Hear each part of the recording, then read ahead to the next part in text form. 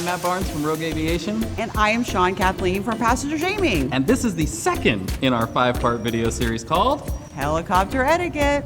101. Okay, so we've got the button thing. The buttons thing, done. yeah, don't push It's the buttons. Down. Yeah, Okay. yeah. So what else do I need to know? Well, space is still an issue. You're in a tight space there. And so rule number 2, be responsible for gas. Like what kind of gas? Well, not like I'm expecting the passengers to pay for their gas. I'm Okay. talking more personal gas. Oh. Yeah, like, in a big jet this is an issue too, but it's a pretty tight space in that helicopter. Ain't nowhere for that to go. No. So that's actually an issue? It kind of is, yeah. One time I was flying with some friends through the desert and somebody just couldn't hold it in.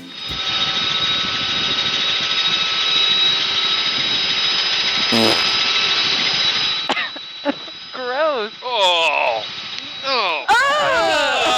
man.